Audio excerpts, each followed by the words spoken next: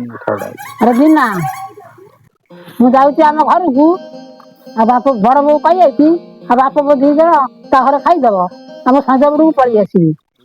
ବାପା ମା କାଇଁ ଘର ଯାଉଛି ଯାଉଛି ତା ବାପ ମରୁନି ମାରିକି ଆସିବ ଯାଉଛି। କଣ କହିଲୁ? ଆଉ ତୁ ଯାଉଛୁ କଣ ପାଇଁ? ତୁ ହାତରୁ କାଳେ ପାଣି ପିଇଲେ ମରିବ। 4 ଦିନ 8 ଦିନ ସବୁବେଳେ ଯାଉଛୁ। ଏକାଥରେ ଏଥର ବହୁତ ପାଣି ଦେଇଦବୁ। ଏକାଥରେ ବୁଢା ଅଫୁଇ ଯାଇ ଠେଙ୍ଗା ହେଇଯାଇଥିବ। କଣ କହୁଛ ନାନୀ ଗୋଟେ ଅନୁକୂଳରେ ଯାଉଛି। ଆରେ ଦିନା ତ ପୁଅ ପଳେଇଲାଣି। ହଁ ବଡ ବୋଉ ମା ଆମ ଲେଖା ଖାଇବା ପାଇଁ କଣ କରିବ? ଯାଇ ଦେଖେ କଣ କରିବି।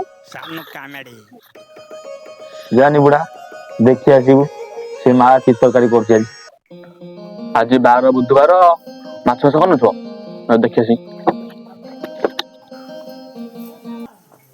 କଣ କରିବି ସେ ବାପ ପୁଅ ଝିକି ଯୋଡିବେ। ମା ମାଛ ତରକାରୀ କରିବୁ। ହଁ ତମର ନେଇକି ଆଣିଛି ଆଉ।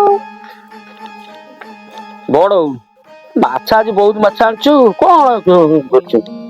ଦିଅନି ଦିଟା ଖାଇବା ଭାଜି ନା କିଛି ନା ନାହିଁ ବା ନିଏନା ଦିଟା ଦଉନୁ ସିଏ ବାପ ପୁଅ ଦି ଜଣ ଖାଇବେ ଆମେ ଖାଇମୁ। ସିଏ ଆଜି ଦିଟା ନେବ ଇଏ ମାଗେ ସିଏ ମାଗେ ଆମେ କଣ ଖାଇବୁ କହନି। ବାପା ସେ ଯୋଉ ମା ନ ଏତେ ଖଣ୍ଡେ ମାଛ ଆଣିଛି ଆଉ ଯା ଯା ସେ ଆମର ଲାଗି ଆଣିଛି ତୁ ଗାଧେଇ ପଡିବୁ ଯା। ହଁ ମୁଁ ଟିକେ ଲୁଣ ପାଣି ପିଇଦେଇ ବାବୁ ଦି ଜଣ ଟାଙ୍କେ ଲେଖା ଚଢେଇଦବା ଆଉ। ମା ମାଛ ଯାଉଛୁ ଦିଅନି ଭାଜି ଖାଇବା ଗୋଟେ ପିଇସି। ତମର କଣ ମାଛ ଆଣି ନଥିଲ? ନା ବା ସେଇଆ ପିଇସି ହେଲା କୋଉ ଦି ପିଇସି ଦେଇଗଲା। କି ଯୋଗରେ ମାଛ ମୁଁ ଆଣିଲି। ହଁ ହଁ ଆମେ ଯାଉଛି ଏ ଘର କତିରେ ପହଞ୍ଚିଲିଣି। ଆଉ ଦିନା ହାରିଆ ବଇଥିନି ଏଇଠି ରହ। ବାପା ଓ ହେଇ ମା କଣ ପଳେଇଗଲେଣି। ସେ ବୁଢା ଚାଲି ଗଲା ନା ଗାଡି ଫାଡି ପାଇଁ ପଳେଇଗଲା।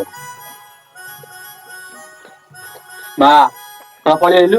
ବାହାର ତମେ ବାପ ପୁଅ ଦି ଜଣ କୁଆଡେ? କୁଆଡେ ତମ ବାପକୁ ଯାହା କହୁଛ ତମ ବାପ ସାଇଜ ପଇଲା ସେ ମରିକି ଗଲା। ମାଛ ଫ୍ରାଏ ମାଛ ଘାଣ୍ଟିଆ ଉଡିବା ଆଉ ମରିଲା କଣ ହେଲା ସେ ବୁଢା ଟା କୋଉ ଦିନ ମରନ୍ତାନି। ତୁ ଯାଇଛୁ ରହ ଆମେ ଖାଇଦଉ ସେଟା ମାଛ ତରକାରୀ କରିଛି ବଡ ଏଇଭଳିଆ ମାଛ ଆଣିଛି। ତମ ବାପ ମରିଛି ତମେ ଆଇଁଷ ଖାଇବ। ଆଇଁଷ ଖାଇବୁ ନା ନିରାମିଷ ହେଇକି ଯିବୁ ଆମେ।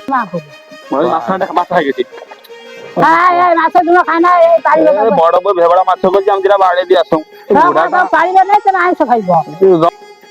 ଦେଖୁଛୁ ଭାଇ ମୋ ବାପା ମରିଛି ମୋ ପୁଅ ନାତି ଯାଉଛନ୍ତି ମାଛ ଖାଇବାକୁ।